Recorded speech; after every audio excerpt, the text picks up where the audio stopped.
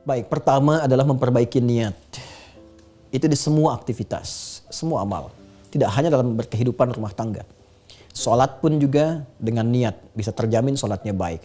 Niatnya bermasalah, maka berkonsekuensi pada penunaian sholat dengan cara yang tidak baik.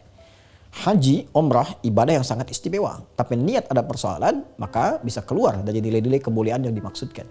Karena itu Al-Imam Al-Bukhari ketika menuliskan kitab sahihnya, Sahih Al-Bukhari, ya, ada 97 topik di Sahih Al-Bukhari itu. Topik pertamanya itu kitab Bad'ul Wahyi dibuka dengan bab niat. Innamal a'malu binniyat wa innama likulli imri'in ma nawa. Ya, faman kanat hijratu ila Allahi wa rasuli fa hijratu ila Allahi wa rasuli. Wa man kanat hijratu lidunya yusibuha aw imra'atin yankihuha fa hijratuhu ila ma hajara ilaih. Nabi mengatakan bahwa semua pekerjaan itu akan nampak terukur dengan motivasi pertamanya. Nah, motivasi awal kita mengawali sesuatu itu dengan niat. Sama dengan Anda bekerja di BPK itu niatnya apa? Ya, kalau orientasi niatnya hanya mendapatkan materi, kematangan materi, tarik lagi ke rumah tangga, ya bersatunya hanya untuk menghadirkan kematangan materi. Kita kompak supaya punya rumah yang bagus. Kita kompak supaya punya kendaraan yang bagus, ya. Boleh-boleh saja, tidak terlarang. Tapi nanti cintanya, spektrumnya hanya berada di spektrum materi saja. Ketika kemudian ada yang tidak tercapai di situ, berpotensi ada masalah. Ya, berpotensi ada persoalan. Nah, maka dari itu, spektrum cintanya itu, kehidupan rumah tangganya, mesti ditopang, kata Nabi SAW itu, diarahkan kepada siapa? Kepada yang paling kuasa untuk memberikan bimbingan, yaitu Allah. Faman kanat hijratuhu ilallah. Maka siapapun yang menambatkan motivasi awalnya untuk beraktivitas, dalam konteks ini berumah tangga, saya menikah, motivasinya untuk menjalankan perintah Allah, membawa amanah Allah, untuk mendapatkan ridha Allah. Maka ketika Anda tambatkan itu semua kepada Allah, maka Allah akan mudah memberikan jalan keluar dalam setiap persoalan. Ya, Anda motivasi bekerja, melakukan sesuatu misalnya, kemudian setelah itu ditambatkan pada kepentingan tertentu, tak tercapai, susah. Ya, sulit. Nah, jadi sekarang ketika kita kuatkan motivasinya karena Allah, maka hukum Allah akan dipelajari, komitmennya. Karena itu sebelum akad, itu sebetulnya ada bab dulu. Dan itu dulu sudah dibiasakan di kalangan kita, masyarakat Nusantara tempo dulu. Ya, bahkan sebelum muncul Indonesia, bahkan di Melayu pada umumnya. Ya, itu sebelum menikah, belajar dulu bab pernikahan. Sekarang di Malaysia malah banyak dipraktekkan. Jadi sebelum menikah, ya seperti kita mau sholat, belajar bab sholat dulu. Mau menikah, belajar bab pernikahan. Ada hak kewajiban yang harus diketahui. Apa haknya suami, apa haknya istri. Terus apa masalah-masalah klasik yang mungkin muncul di rumah tangga itu dijabarkan dalam Al-Quran. Ini kemungkinan ada masalah komunikasi, ini ada masalah dengan mertua, ini masalah dengan anak seperti ini. Ada kemungkinan orang ketiga, keempat, kelima, keenam, dan seterusnya akan muncul mungkin seperti ini. Solusinya begini, begini, begini. Ada semua babnya. Ya, dulu, di masyarakat kita, kalau ada seseorang ingin melamar, itu dia akan ngasih kode kepada keluarganya, ayahnya turun. Menyetujui, nanti diminta yang laki-lakinya ini, ya diberikan waktu selama 40 hari. 40 hari itu untuk mematangkan persiapan keluarga. Dia mencari untuk materinya mawaddah. Mawaddah itu kan cinta yang dihadirkan dalam bentuk pemberian fisikal. Materi sifatnya. Ya, jadi dengan cinta itu berusaha untuk menampilkan hadiah berupa makanan yang terbaik dimasakkan, ya kan? Kebutuhan-kebutuhan, perangkat-perangkat hidup itu mawaddah namanya. Ya, itu berlatih dia mengumpulkan itu sambil berlatih mempelajari kewajiban dan haknya dalam rumah tangga di Quran surah 34. Ya, Quran surah keempat, Quran surah 4 An-Nisa ayat 34, ya. Dia belajar. Nah, istri, calon istri, dia juga belajar selama 40 hari kepada ibunya. Dan kepada ustazah atau siapa yang bisa memberikan pencerahan kepadanya. Ini haknya istri, ini kewajibannya istri. Kalau ada persoalan gini, begini cara mengatasinya. Selama 40 hari ini diberikan tanda, ya, dengan daun pacar. Diberikan tanda, dipacari itu, ya, bagian kukunya itu. Maka masa menunggu itu disebut dengan pacaran namanya. Ya, jadi pacaran itu dulu adalah satu perangkat momentum untuk mempelajari fikih rumah tangga sebelum bersatu dalam kehidupan yang nyata. Sehingga ketika kemudian berlangsung kehidupan itu sudah mengenal, oh ini caranya dan seterusnya. Jadi yang pertama dilakukan adalah jika terjadi hal demikian segera kembali kepada Allah. Ya, merenung kembali.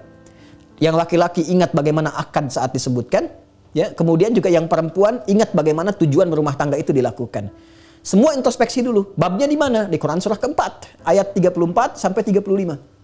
Ya, jika ada persoalan komunikasi terjadi, kata Al-Quran, ar-rijalu qawwamuna 'alan nisa bima faddalallahu ba'dahum 'ala ba'din wa bima anfaqu min amwalihim fas-salihatu qanitatun hafizatun lil ghaibi bima hafizallah wallati takhafuna nusyuzahunna. Jika ada dikhawatirkan terjadi satu perbedaan yang mengkristal kepada hal-hal yang lebih besar daripada itu, ya, biasanya ada persoalan komunikasi, salah tangkap dan sebagainya, fa'idhuhunna, perbaiki dulu cara komunikasinya. Mungkin salah paham.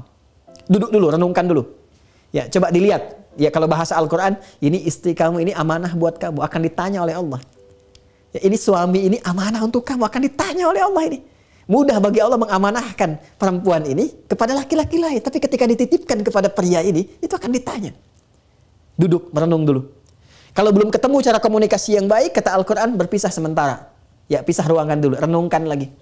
Kalau belum ketemu di situ, cari orang terbaik yang bisa memberikan jalan tengah di situ.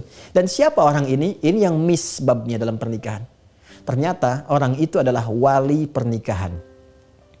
Wa in khiftum syiqaqa bainihima fab'athu hakaman min ahli wa hakaman min ahliha. Jadi pertama kali itu hakim yang terbaik itu ternyata dari kalangan wali. Makanya jangan sembarangan tunjuk wali. Ya, kenapa ayah atau kerabat dekat cenderung menjadi wali? Itu sesungguhnya bukan hanya berhenti tugas saat menikahkan, tidak. Saya nikahkan engkau dengan si fulanah binti fulan dengan mas kawin sekian dibayar tunai, selesai, tidak. Itu ada sesuatu yang terikat di situ. Ya, ada tanggung jawab moral untuk memperhatikan perjalanan rumah tangga sehingga menjadi mediator kalau terjadi sesuatu. Maka kalau ada sesuatu terjadi, kembali kepada wali. Wali memberikan nasihat. Ingat nggak waktu kamu saya nikahkan dulu? Kan janjinya begini. Kenapa ada begini? Coba selesaikan. Tidak ada orang yang tidak punya masalah. Dan tidak ada masalah yang tidak ada solusi. Muncul kemudian pelan-pelan. Ya. Nah, kalaupun kemudian hal itu semakin mengerucut, yang boleh jadi mengarahkan kepada jalur-jalur misalnya untuk berpisah, ada lagi bab hukumnya, tolak. Ya, tolak itu spiritnya bukan untuk memisahkan pada awalnya, untuk menyatukan.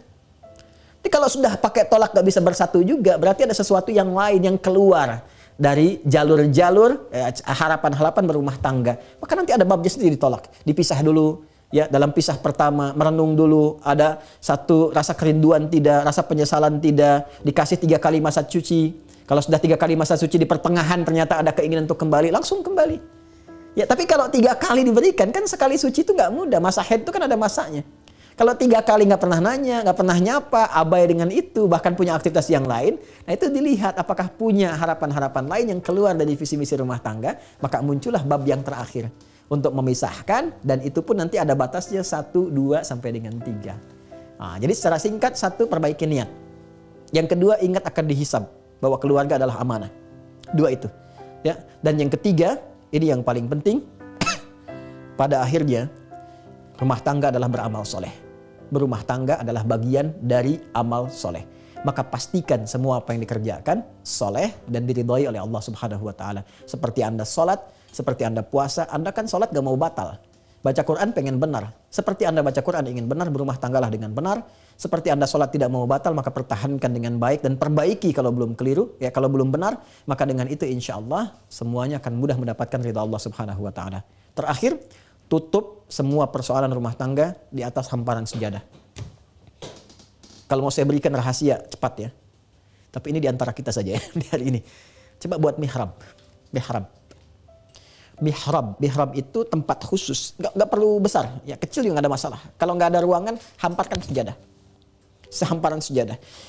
Itu tempat yang hanya digunakan untuk beribadah dan berdoa. Pokoknya Bapak Ibu ngajinya di situ, sholatnya di situ. Kalau keluar dari ibadah, keluar dari situ. Jangan bikin status di situ, jangan bicara urusan dunia di situ, keluar. Mihrab adalah satu tempat yang disebutkan dalam Al-Quran bisa mempercepat terkabulnya doa dan mengentaskan persoalan dengan cepat.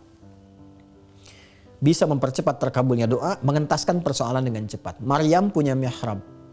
Setiap apa yang dibutuhkan Maryam sudah ada di situ.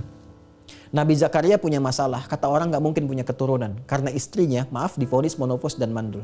Apa yang terjadi? Beliau sholat di mihrabnya Maryam, minta kepada Allah. Itu diviralkan di Quran surah ketiga Ali Imran ayat 38-39. Doanya ada di Quran surah 19 ayat 2 sampai ayat ke-15. Saat dilakukan di mihrab itu meminta dengan benar, langsung dikabulkan oleh Allah Subhanahu Wa Taala. Jadi tundukkan hati kita, serahkan kepada Allah betapa banyak persoalan besar tuntas di atas hamparan sejadah, dan betapa juga didapati persoalan kecil semakin membesar karena hanya menampilkan ego sektoral semata. Wallahu taala alam bissawab.